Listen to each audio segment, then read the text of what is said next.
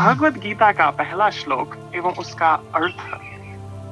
श्लोक धृतराष्ट्र उवाच धर्मक्षेत्रे कुरुक्षेत्रे संवेता युयुत्सवा मामका पांडवा किम कुर्वत संजय। अर्थ, धृतराष्ट्र ने संजय से पूछा, हे संजय, धर्मभूमि कुरुक्षेत्र में युद्ध के लिए एक मेरे पुत्र और पांडवों ने क्या किया? व्याख्या। ये श्लोक महाभारत के युद्ध से पहले का है, जहां अंधे राजा धृतराष्ट्र अपने मंत्री संजय से पूछते हैं कि कुरुक्षेत्र, जो एक पवित्र भूमि मानी जाती है, में युद्ध के लिए एकत्रित कौरव और पांडव क्या कर रहे हैं।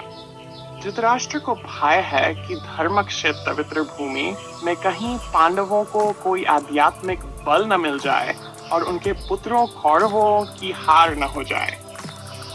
यह श्लोक संजय को दिव्य दृष्टि मिलने के बाद गीता के संवाद की शुरुआत को दर्शाता है। हिंदी कहानी सच्ची भक्ति का चमत्कार। गांव के एक छोटे से कोने में एक गरीब ब्राह्मण रामदास अपने परिवार के साथ रहता था। वह भगवान कृष्ण का परम भक्त था। उसकी दिनचर्या में सुबह उठकर स्नान करना, मंदिर जाना, भगवान की पूजा करना और फिर गांव के बच्चों को पढ़ाना शामिल था। रामदास के पास धन दौलत नहीं थी, लेकिन उसकी आस्था अपार थी। वह रोज भगवान कृष्ण को भोग चढ़ाता और अपनी ईमानदारी से जीवन व्यतीत करता। गांव के लोग उसका बहुत सम्मान करते थे, लेकिन कुछ लोग उसकी भक्ति को व्यर्थ मानते और उसका मजाक उड़ाते थे। राजा की परीक्षा। एक दिन गांव के राजा ने घोषणा की कि जो भी सबसे मूल्यवान भेंट लेकर आएगा उसे पुरस्कृत किया जाएगा। गांव के सभी लोग कीमती उपहार लेकर दरबार में पहुंचे। किसी ने सोने के आभूषण लाए, किसी ने चांदी के बर्तन, लेकिन रामदास के पास देने के लिए कुछ नहीं था। वह चिंतित हुआ, फिर सोचा, मेरे पास सबसे अनमोल चीज तो मेरी भक्ति है। उसने भगवान कृष्ण के चरणों में अपना प्रेम समर्पित किया और एक ताजे फल को प्रसाद के रूप में लेकर राजा के दरबार में पहुंच गया। जब उसने राजा को वह फल दिया तो दरबारी हंसने लगे। राजा भी अचरज में पड़ गया, लेकिन उसने सोचा कि इसे आजमाना चाहिए। जैसे ही राजा ने फल को चखा, उसके अंदर से दिव्य प्रकाश निकलने लगा।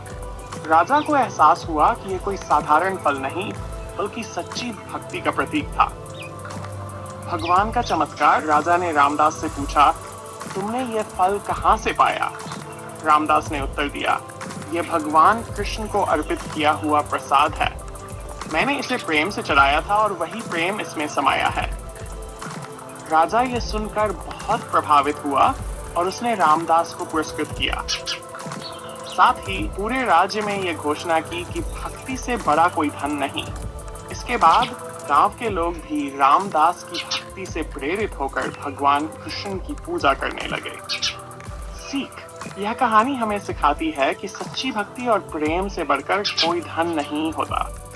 जब हम निष्काम भाव से भगवान की आराधना करते हैं, तो वे स्वयं हमारे जीवन में चमत्कार कर देते हैं।